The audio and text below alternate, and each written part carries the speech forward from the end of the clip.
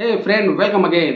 Friend, जैसा कि पिछले वीडियो में हम लोग डिस्कस किए थे कि यदि इंग्लिश ग्रामर के टेंसेस को डीपली अंडरस्टैंड करना है, कंप्लीटली अगर समझना है, तो इनको आपस में कंपेयर करके समझना होगा। क्योंकि कंपेयर करते समय हम इनके न्यूएंसेस को अच्छी तरह से समझ पाते हैं। न्यूएंसेस मीन्स बारीकियों को अच्छी तरह से समझ पाते हैं।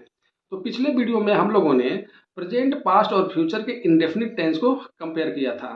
लेकिन इस वीडियो में हम कंपेयर करने जा रहे हैं कंटिन्यूअस टेंस को, यानी प्रेजेंट के कंटिन्यूअस को पास्ट के कंटिन्यूअस और फ्यूचर के कंटिन्यूअस टेंसेस को हम लोग कंपेयर करके देखेंगे कि इनके फॉर्मूले किस तरह के होते हैं, इनमें क्या सिमिलैरिटी है और क्या डिफरेंसेज हैं, इनको बनाना आसान है कि कठिन है, ये सब इस वीडियो में सीखेंगे।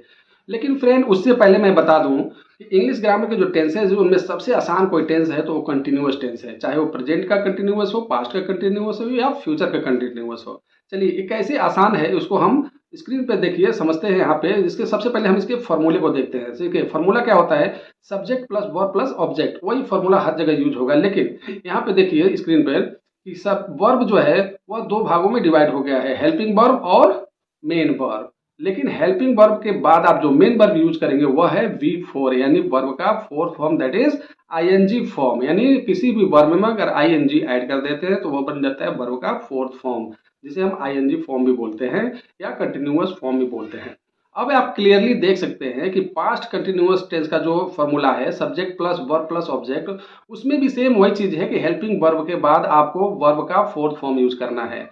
लेकिन जब फ्यूचर कंटिन्यूअस टेंस का फॉर्मूला देखेंगे तो उसमें देखेंगे सब्जेक्ट के बाद हेल्पिंग वर्ब प्लस बी एक वर्ड यूज हो गया है, क्योंकि जब हम कंटिन्यूअस सेंटेंस बनाते हैं तो उसमें होने वाली बात होती है, जैसे वह खा रहा होगा, वह पढ़ रहा होगा, वह सो रहा होगा। ठीक है, इसमें होने वाली बात आ रही है तो उसके लिए हम लोग बी वर्ड यूज करते हैं। तो ठीक है, थोड़ा सा डिफरेंसेस है, यानी प्रेजेंट कंटिन्यूअस और पास्ट कंटिन्यूअस से थोड़ा सा डिफरेंस है फ्यूचर कंटिन्यूअस के फॉर्मूले में। यानी आपको हेल्पिंग वर्ब के बाद यूज करना है बी, उसके बाद वर्ब का आईएनजी फॉर्म यूज करना है, फोर्थ फॉर्म यूज करना है।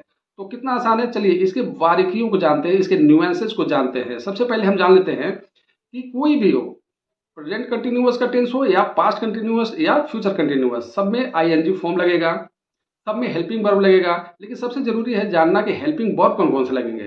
So my friend, present continuous tense के जो हेल्पिंग वर्ब होते हैं वह है इज, एम, आर। आपको पता है सिंगुलर वर्ब है यानी ही शी इट है, और कोई भी अदर सिंगुलर वर्ब है तो उसके साथ इज का प्रयोग करते हैं, एम का प्रयोग केवल आई के साथ करते हैं, और आर का प्रयोग सभी प्लूरल सब्जेक्ट के साथ करते हैं, जैसे वी, दे, यू, एक्सेट्रा। चलिए अब जानते हैं कि पास्ट कंटिन्यूअस टेंस के क्या हेल्पिंग वर्ब है। तो माय फ्रेंड, केवल दो ही हेल्पिंग वर्ब हैं, वाज और वर। अगर सिंगुलर सब्जेक्ट है तो उसके साथ वाज यूज करेंगे, अगर प्लूरल सब्जेक्ट है तो उसके साथ वर यूज करेंगे, और यही हेल्पिंग वर्ब हर जगह आप यूज करते जाएंगे। उसके बाद आईएनजी फॉर्म यूज करेंगे। देखते हैं फ्यूचर कंटिन्यूअस में क्या हेल्पिंग वर्ब है। तो माय फ्रेंड, वहां पे हेल्पिंग वर्ब होगा विल, बी, उसके बाद यूज करेंगे वर्ब का फोर्थ फॉर्म।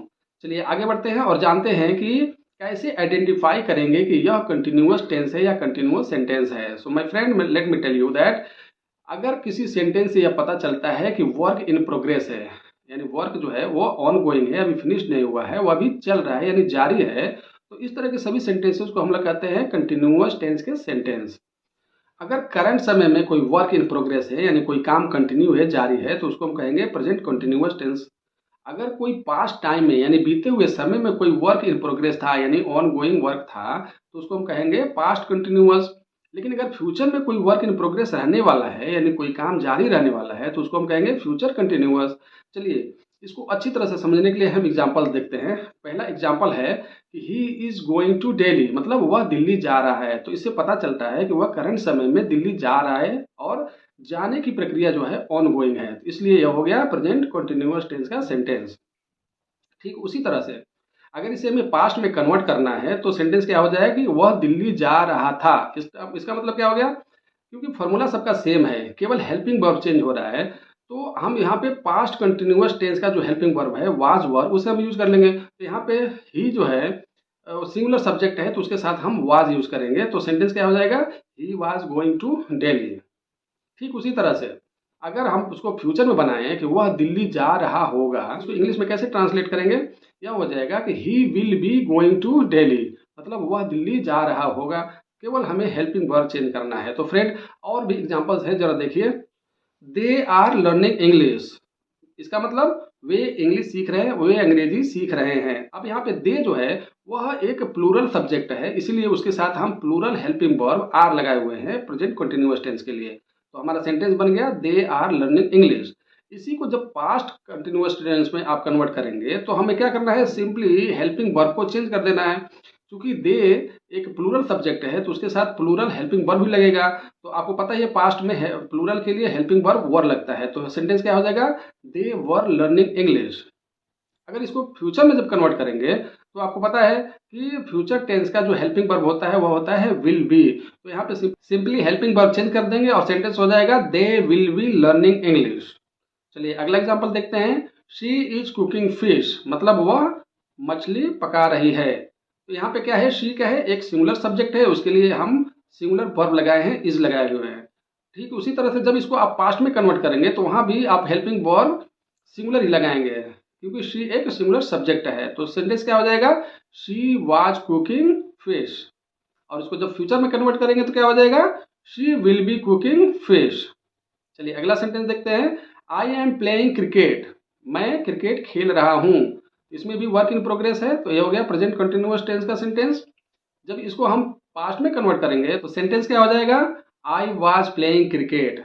जब इसको फ्यूचर में कन्वर्ट करेंगे तो क्या हो जाएगा, आई शैल बी प्लेइंग क्रिकेट। आप शैल की जगह पे विल भी यूज कर सकते हैं, तो सेंटेंस क्या हो जाएगा, I will be playing cricket. चलिए अगला सेंटेंस देखते हैं। यू आर टॉकिंग नॉनसेंस, तुम बकवास कर रहे हो। इसको हम पास्ट में कन्वर्ट कर देंगे तो क्या हो जाएगा, यू वर टॉकिंग नॉनसेंस। और जब फ्यूचर में कन्वर्ट करेंगे तो क्या हो जाएगा, you will be talking nonsense. So friend, हम लोगों ने फॉर्मूलों को कंपेयर किया, सेंटेंसेस को कंपेयर किया और इसको डीपली अंडरस्टैंड किया। चलिए एक बार और रिकेप कर लेते हैं जो हमें याद रखने वाली बातें हैं। सबसे पहली बात याद रखना है कि प्रेजेंट, पास्ट और फ्यूचर टेंस के सभी फॉर्मूले सेम है, केवल हेल्पिंग वर्ब चेंज होते हैं। तो प्रेजेंट टेंस का हेल्पिंग वर्ब होता है is am are, past tense का हेल्पिंग वर्ब होता है वाज वर और फ्यूचर टेंस का हेल्पिंग वर्ब होएगा विल बी। दूसरी बात याद रखना है कि सभी में यानी पास्ट, प्रेजेंट और फ्यूचर कंटिन्यूअस टेंस में केवल वर्ब का आईएनजी फॉर्म जिसको हम V4 कहते हैं वह यूज होएगा। सो फ्रेंड, होप कि यह वीडियो आपको पसंद आया होगा। प्लीज वीडियो को लाइक कर दीजिए, मेरे चैनल को सब्सक्राइब कर दीजिए और दूसरों को भी शेयर कर दीजिए। तो मिलते हैं एक नए वीडियो में, तब तक के लिए गुड बाय।